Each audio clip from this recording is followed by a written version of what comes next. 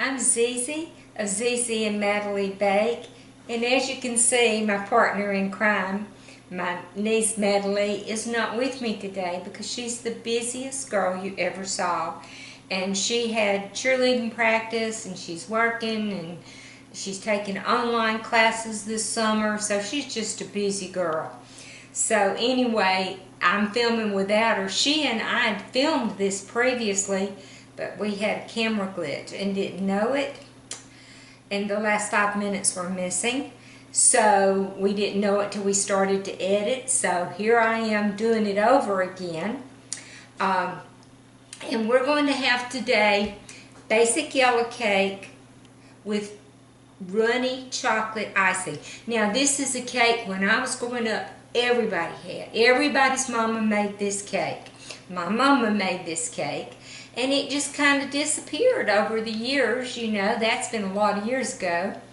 But then a few years ago, my brother-in-law was having a birthday, and he wanted, his mom was going to bake him a cake, and this is the cake he wanted, yellow cake with runny chocolate icing. So I'm using Miss Cora's recipe for the icing, and the recipe for the cake is, it's called the Standard Butter Cake from the 1972 edition of the Auburn Cookbook. Now when I got ready to make this cake, I wanted to make it with a cake that would have been around and ladies would have been making in the 50s and the 60s and so forth. And so I didn't want a modern cake because things have changed a little bit. I wanted one that would taste like it used to. So that's what we're going to make, a basic yellow cake. That's just the buzzer saying my oven's up to temp. Okay, this cake recipe starts out, and at the end of the video, I'll put a copy of this up where you can stop the video and copy it. Okay, this is a cup of butter. Well, a cup of butter is 2 sticks of butter, and your butter always has to be at room temperature. And if your house is cold, it needs to be a little bit warmer than room temperature. By the way, let me show you this fancy dancy new beater I got here. It rakes the bowl and keeps it clean. You don't have to stop and wipe it down like I did with the regular standard beater. So I'm going to turn this on. Now, one thing about this beater that I have found is that unfortunately, when I add dry or liquid ingredients, it does such a good job of scraping the bowl that it'll blow stuff up at you. So I'm going to have to use the spatter guards, which are these things, which I normally don't like to use because they're kind of cumbersome. But it's not as bad as having to stop and rake the bowl. So I'm going to go ahead and let this butter cream.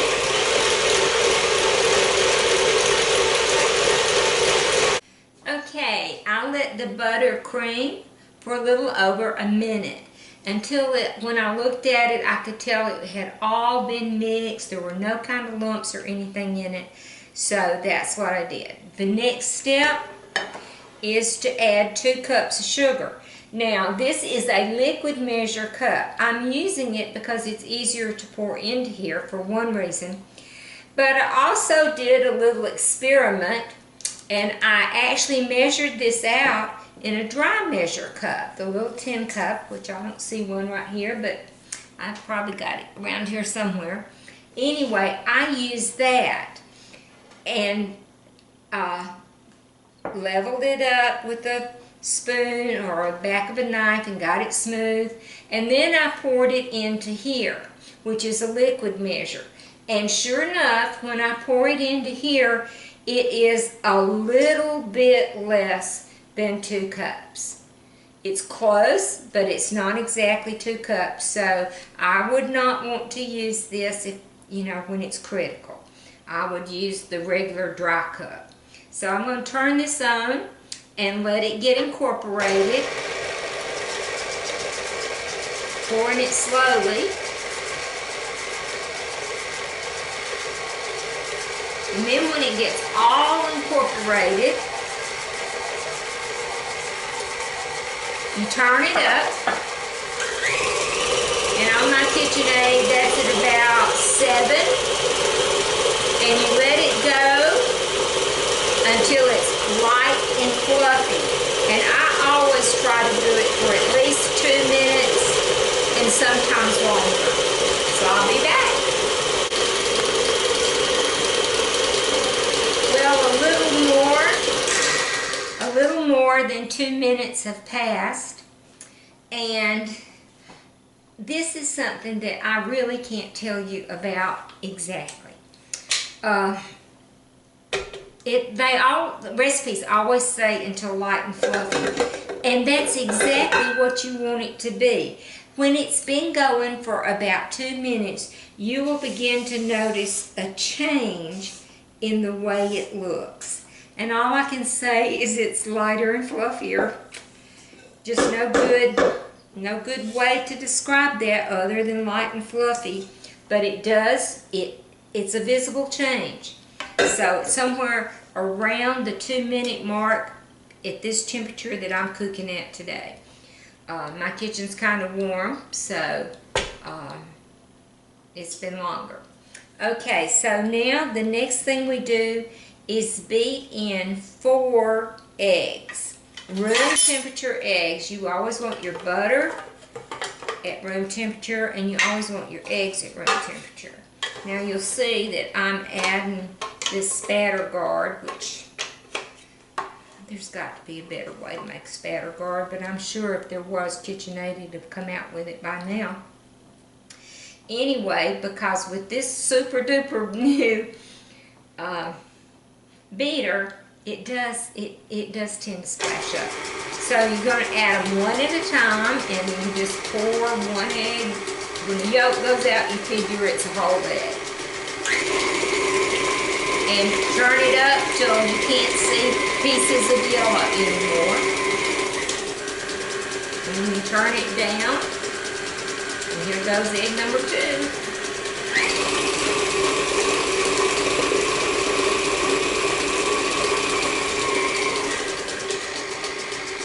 And 3.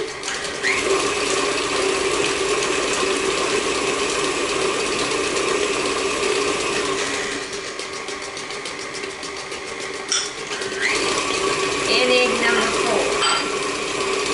So I'm going to let that go around 20-30 seconds. In this bowl, I have 3 cups of all-purpose flour, which I have sifted. If you don't have a sifter that you turn or you squeeze the handle, just use a strainer like this. Works great.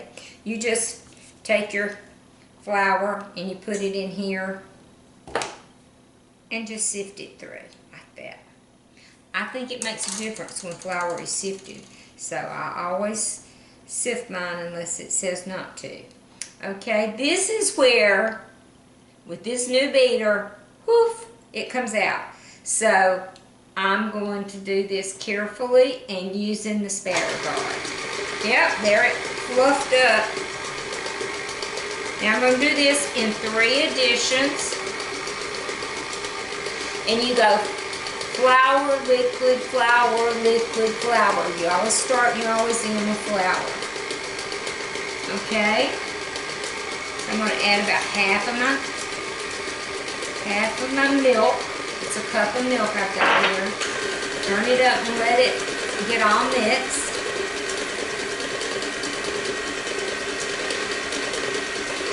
Okay, you want it turned down or off actually when you're going to add this flour, unless you like to wear flour. If you do, just pour it in. Turn it on and watch it fly.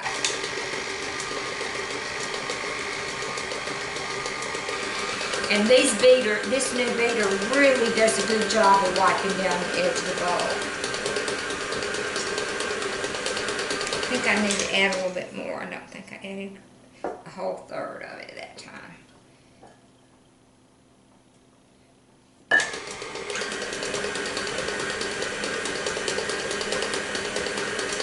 Okay, time for the rest of my milk. And that definitely would have splashed out on me.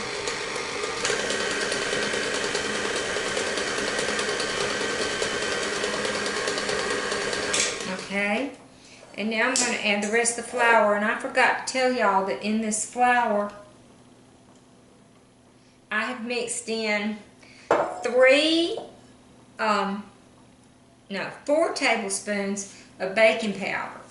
Now, I will tell you a little baking powder story here. I normally use Rumford. I used to use Clabber Girl all the time because that was all they had in the store, and that's what I grew up with. But then I've been using some Rumford, and I liked it, but they were out of it at the grocery store, still supply chain issues. And so I bought Clabber Girl, which I've used hundreds of times. But the first one I bought of it didn't raise well at all. And so then I bought a different one, and this different one is doing a better job. But if I can find Rumford again, I'm going to get it, because I have not been real satisfied with the Clabber Girl.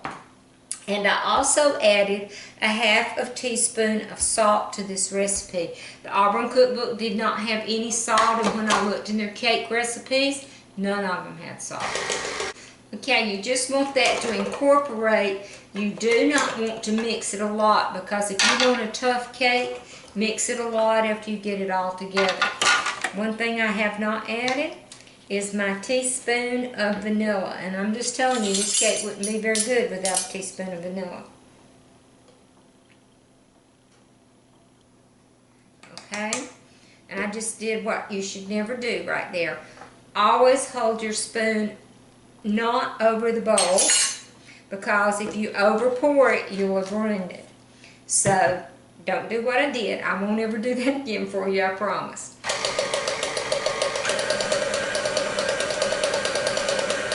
Okay, now it's time for checking. 1 cup butter, yes. 2 cups sugar, yes. 4 room temperature eggs, yes. 1 teaspoon of vanilla, yes. 3 cups of sifted flour, check. 4 teaspoons of baking powder, check. 1 cup of milk, check. Now, I told you that my mama made this, and a lot of mamas made this. Everybody's mother made this. I will tell you something that I could have done had I thought about it. When I was growing up, we never even had all-purpose flour at my house. Now, my aunt did. She baked a lot of cakes for weddings and stuff like that. But Mother only had White Lily self-rising flour or Martha White self-rising flour. We live in the South. She made biscuits every single morning, and you can't make good biscuits out of all-purpose flour. Self-rising flour is made from a softer wheat, and so Mother always used self-rising flour. And I didn't even know till I was like an older teenager that there was such a thing as, you know, one day I went shopping with them and with my mom, and I was like, she said, get me some of this self-rising flour. And I was like, okay. I mean, flour is flour to me. But that's when she was telling me about you had all-purpose. But since you make biscuits all the time in the South, we use a lot of self-rising flour.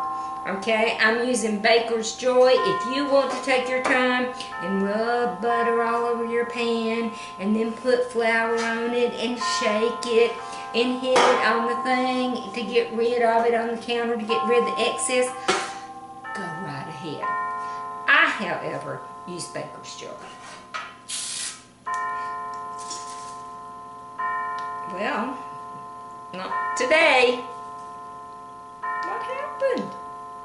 Must have gotten it clogged.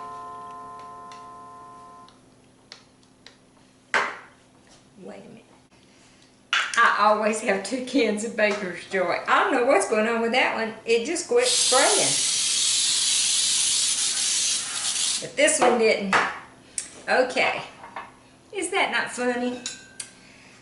Alrighty, here we go. Just pour it in your sheet. This is a 13 by 9 pan, just a regular old 13 by 9 pan that you can bake just about anything in the kitchen in. From meats to cakes, veggies, everything in between. Okay, spread it out a little. This is a little bit thick batter. Okay.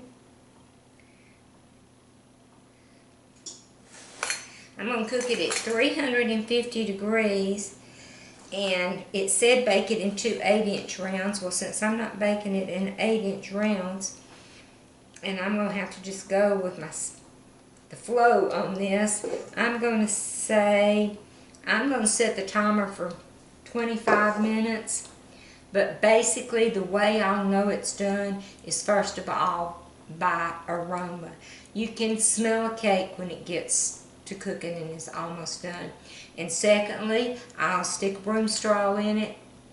Actually, it's not a broom straw. One of my students years ago gave me a little thing of straws that you use to test cakes with. I love it. So anyway, I'll do that to test it and make sure, but I'll set it for 25 minutes, and then if I haven't already checked on it, I will check on it then.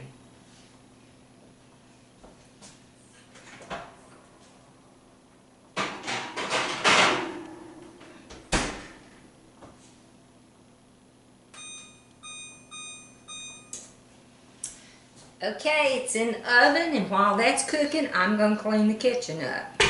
You always start out cooking by running yourself a sink full of hot soapy water. It makes life a lot easier to clean up as you go. Talk to y'all later. While the cake is still baking, I decided to go ahead and start this frosting or icing. I don't know what the difference in frosting and icing is, but I usually call it icing. Anyway, this is my brother-in-law's mother's recipe. Her name was Cora. So this is Cora's recipe. And one of the things she says do is to mix the sugar and the cocoa. It has in it 2 cups of sugar and 1/2 cup of cocoa. And I was going to go over there and look at the recipe, but the recipe's gone dark on my iPad. Anyway, I know that's what it has. And I have found that when I use cocoa, I push it through my strainer. I take my fingers, as you can tell, my hands are kind of brown. I take my fingers and push it through because it can get some lumps in it that are very difficult to remove. Anytime you're making something with cocoa and sugar, I suggest that you mix them together first, because otherwise sometimes the cocoa, when it gets into the pan with the liquid will encapsulate it and it won't penetrate into a lump of cocoa, and so then when you cook it, it can open up with cocoa in it in your mouth or on the top of whatever you're baking. So just go ahead and mix it up. So I've mixed these up. I've got 1/2 cup in here of milk. I'm going to put in a stick of butter. Now you know this is an older recipe because it says margarine. Well, you know, people don't use margarine too much anymore. We found out that butter is not going to kill us. And so we just don't do that much anymore. But it says mix them all together and then turn them on. So that's what I'm going to do. Let me get the butter. My butter was pretty cold, so I put it in the microwave on 20% power for a minute, and that will take the chill off of it. Okay, and you'll see that I am using induction cooktop. I love induction cooktops. Yes, I have a regular electric glass topped range. We can't get gas here, and I'll just be honest, I hate those electric ranges.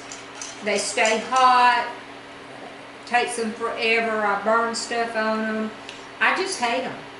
But I have this little induction eye, and I keep it on top of my range, and I just use it whenever I'm cooking anything. About the only time I ever use an eye on that stove is when it's holidays or a big party or something and I'm cooking lots of stuff, or when I fry stuff in my cast iron frying pan, I know exactly the setting that I need on this front left eye to cook things in my cast iron frying pan. And so for that, I use the range. And when I'm canning, I put my water bath canner or my pressure cooker on that big eye. Otherwise, it goes sometimes more than a month and it's never turned on, because this gets hot when I turn it on. It doesn't get hot to the touch, and when I turn it off, it's not hot anymore. It's just like cooking with gas without gas. Someday I wish to have here at this house a wall oven, because it's kind of hard to lean over on this oven I've got. It's got 2 ovens, and yet the one I use the most is on the very bottom, and that's not fun. But I'd like to have a double wall oven, and over here just have me a propane gas top, cooktop, but that's gonna have to wait a while. If my back starts bothering me, it'll happen sooner, because you can't bend over here too well. So we'll let this get up to speed here. It's got to boil for 1 minute. So that's not going to be very long. And there's my cake. Be back. Okay, as you could hear, my timer just went off for 1 minute of boiling in this. And my cake was not done at 25 minutes. My cake needs, it's coming up on 10 extra minutes, so it'll be 35 minutes. I'm going to take this off. It says let it rest until it's cool. So my cake will be pretty cool too by the time I add it on. Note about sugar. It is slow to come up to heat, but then it gets really hot really fast, and you have to watch it or it'll boil over. You either have to turn it down so it's still boiling, but if you leave it at the heat that got it to a boil, it's probably going to boil over on you. Or you can keep stirring it and stir it down if it's okay to stir. Some candies and stuff you don't stir, but basically I'm saying with sugar, watch it. And number 2, be super careful with it, because it gets really hot. Water in a pan gets to 212 degrees, and that's it. It turns to steam at 212. Sugar, on the other hand, gets much hotter. Do not spill it on yourself. Don't splash it on yourself. Just remember that it gets super duper hot, and if it hits you, it sticks to you because it's sugar. And so I'm just warning you, it's, just take some really precautions with it. It's not hard, just be careful. Alright, let's see if that cake is done now. This is my little broom thing that one of my students many years ago gave me, and I think it'll last me till I die. But I love it. You just pull off a little straw and use it to test your cake. And it should come out clean, with no liquid stuck to it. So I'll check it. Perfect. So I would say in a 350 degree oven, this cake probably needs to cook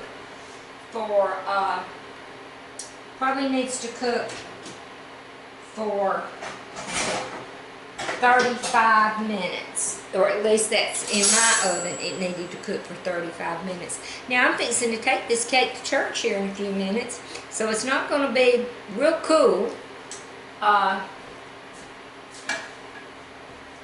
when I put the icing on it, but I'll let it cool a good bit until it's time for me to get ready to go. Now, I like this cake with holes punched in it. Kind of like a poke cake, because the icing is so good. And so I tried to come up with something that would poke a sufficient hole in it. The end of my wooden spoon was too big. But I think 3 of these skewers may work. Let's see. Here's a wooden spoon with a round place. I think maybe 2 would be a better thing. So I'm going to use 2. And I'm just going to go around and poke some holes in it. Not any particular pattern or reason or anything. I just want some of the icing to go down into the cake. Okay, so there it is. And we'll let them both sit for the few minutes. And the nice thing about this cooktop is right where the pan was. The pan made the cooktop hot, but the rest of it's not hot at all, so I can move it back over to my stove. This is my 3rd one of these, and the first 2 there was absolutely nothing wrong with. But because it sits on my stove, and I was careless, the cord was running across the stove, and I hit a knob on the stove while I was cleaning the stove. 2 times I did this, and it melted the cords. So, don't do that. Oh, and by the way, I got the Baker's Joy to working. Used a straight pin from my sewing kit, and it worked fine. It's just gotten clogged somehow.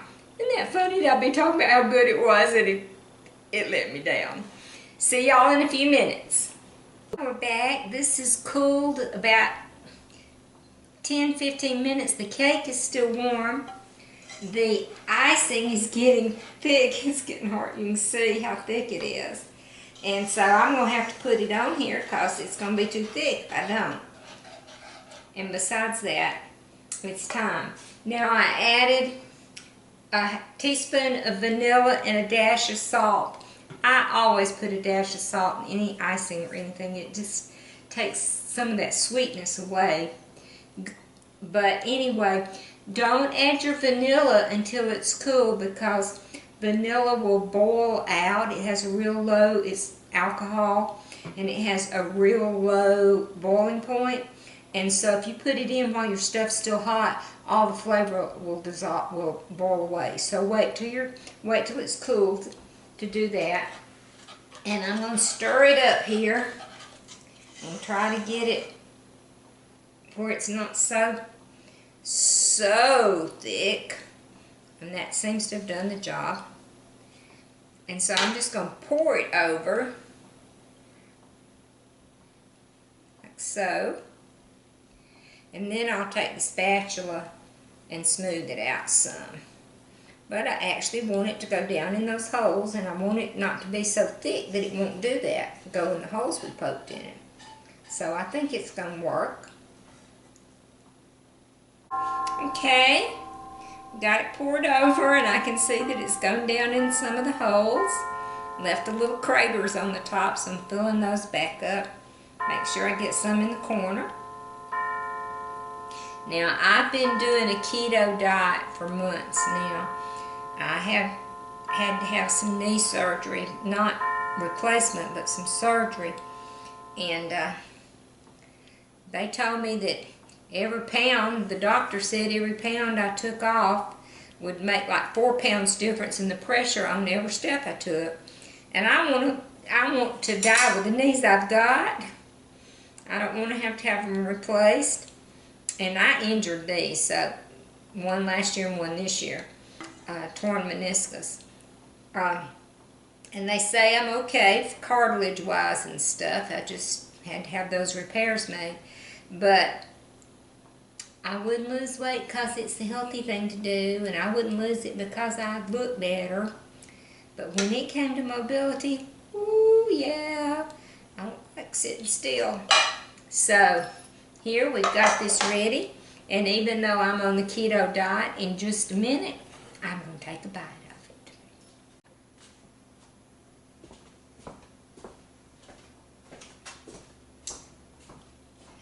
Well, I'm back and ready to try my little tiny bite of this cake I can have.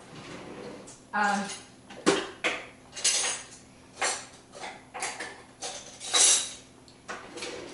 want y'all to notice the pretty flowers I found outside. My Hydrangeas are blooming. My blue ones aren't going to bloom at all this year because the Arctic freeze in December killed them back. But I was at the thrift store and I saw this picture and I was so excited. Not the thrift store, the flea market. And I saw this picture and said, oh, they'll be so pretty in my kitchen, and I'll use it to put tea in instead of, ugly plastic pitcher. So I bought it and I brought it home, and there's not been a happier lady with a purchase than me with this pitcher. And then I made up a big old gallon of tea and got it in this pitcher, and I started to pour it out. I want y'all to look at this little teeny tiny spout. And on the inside, it doesn't come out at all. Do you think anything will pour out of this pitcher? No. But my hydrangeas look really pretty in it. I was so irritated. Why would anybody make a picture that was like that? I don't know. Anyway, it irritated me. Especially because I was so happy and so just thrilled to get it. Okay, here we go. This is still runny. Like I said, the name of this is Yellow Cake with Runny Chocolate Icing. And of course, it'll be, when it cools off some, it won't be this runny, but it is right now. Tastes pretty good. So let's see how it tastes with the cake. See this little pathetic piece. Oh, well.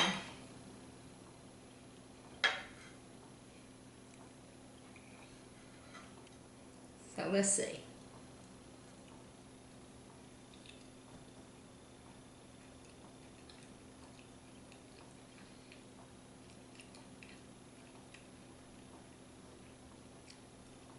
This brings back memories. This really brings back some pretty special memories of my mother. I lost my mother when I was 29, so it's been a long time, 40-something years, and I still miss her. But I can see her bringing this cake in and putting it down on the table after dinner was over, and us all getting a big old chunk of it. You know, they say that your nose, your sense of smell, is the one that produces the most memories. But taste does too. And this both has an aroma and a flavor.